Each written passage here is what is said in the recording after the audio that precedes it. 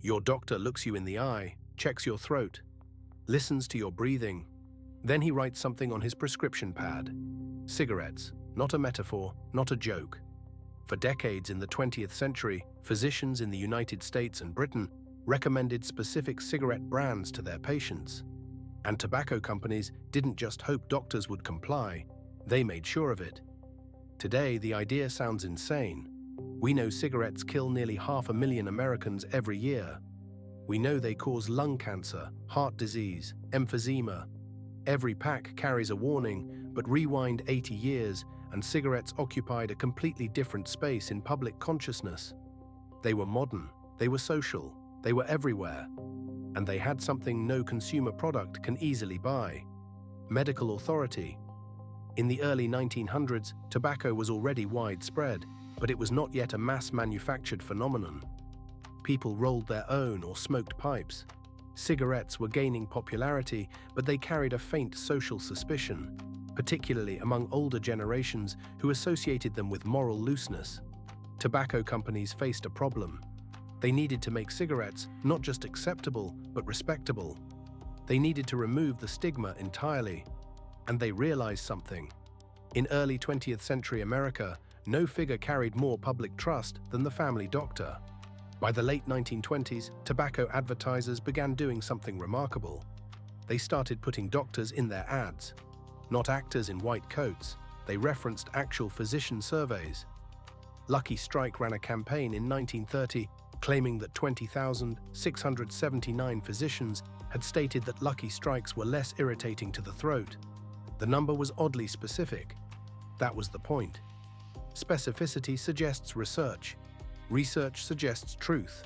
But here is what the ads did not mention. Those surveys were conducted by tobacco marketing firms. Doctors were approached, often given free cartons of cigarettes, then asked which brand they preferred. Not whether smoking was safe. Simply which brand. The answers were repackaged as medical endorsements. By the 1940s, the relationship between medicine and tobacco had deepened far beyond advertising tricks. R.J. Reynolds launched what became perhaps the most iconic campaign in tobacco history. More doctors smoke Camels than any other cigarette. It ran from 1946 to 1953. Physicians appeared in advertisements in their offices, in lab settings, with stethoscopes around their necks. And it was not only advertisements in newspapers and magazines. These ads ran inside medical journals themselves. The Journal of the American Medical Association accepted tobacco advertising for years. Revenue from cigarette companies flowed directly into the publications doctors read for clinical guidance. Tobacco representatives visited medical conventions. They set up booths. They handed out free cigarettes to physicians attending conferences about health. Think about that for a moment. Philip Morris went further. They marketed one of their brands with direct claims that it was recommended for patients with throat irritation. The implication was clear. This cigarette is not merely safe, it is therapeutic. The first cracks appeared in 1950. British researchers Richard Doll and Austin Bradford Hill published a study in the British Medical Journal linking smoking to lung cancer with statistical evidence that was difficult to dismiss. But the tobacco industry had prepared for this. In 1954, they formed the Tobacco Industry Research Committee and published what they called a frank statement to cigarette smokers in more than 400 newspapers. It acknowledged public concern. It promised independent research. It questioned whether the science was truly settled. It was a delay strategy, and it worked for years. The American Medical Association continued accepting tobacco money into the late 1950s. Individual doctors, many of whom smoked themselves, were slow to change their recommendations. The cultural inertia was enormous. It took until 1964, 14 years after the Doll and Hill study, for the United States Surgeon General to release the landmark report officially declaring that cigarette smoking causes lung cancer and other serious diseases. Even then, the prescription pads did not vanish overnight.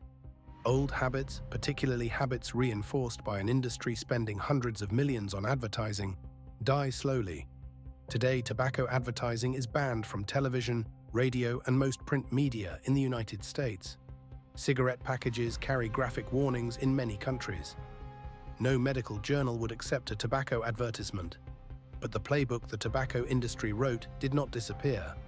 The strategy of using authority figures to legitimize a product, the manufactured doubt, the funding of friendly research, the specific, clinical-sounding language designed to sound like science without being science. That playbook was borrowed by other industries for other products, some of which you probably have in your home right now. The next time you see a product advertised with the phrase "recommended by doctors" or "clinically tested," remember where that language was perfected. It was perfected by an industry that knew its product was killing people and needed you to hear it from someone you trusted. The white coat was never the authority. It was the costume.